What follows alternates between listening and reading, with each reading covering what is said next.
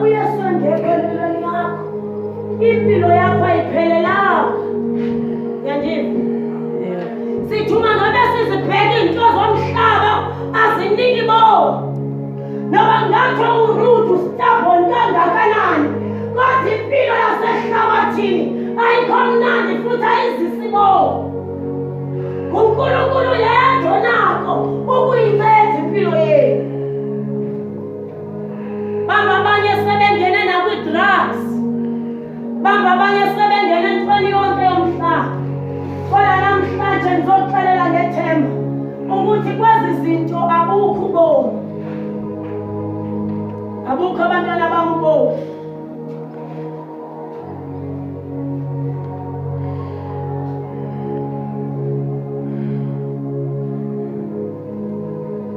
Abukho ubomi bantwana bami ehlabathini.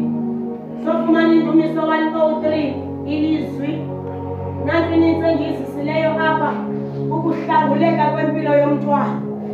Hanincede uThixo ezimpilweni zenu. Noma ngabe abantu bekukhona umuntu owayeke wathetha wathi wena soze ube nto, kodwa mangabe efika uThixo kuwe ngoba ingabe uThixo uyakwazi. Lithi iBhayibhile wazi lenani lenwele zethu. Akekho umntwana othi uyakwazi ngaphezu kukaThixo. Athi uYeremiya mangabe ebhala athi ngingekanga ukuba uYeremiya esizalweni sikamama wakho bengikwazi. Kuzo zonke izimo ezimelana nempilo yenu, ezimelana nobomi benu, kodwa niyaziwe ekhaya. Kodwa uYesu onaziyo abantu benganazi, noma bahlangana ijaja bakujaja indlela ongayo, laa mntu akakwazi lowa.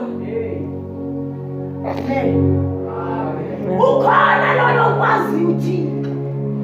Ayincede impilo yenu. Yabona mangabe uYesu engenile empilweni yakho, omisikeke banyuke besehla inxa yakho. Egameni leNkosi Yesu. Ngeke kube khona into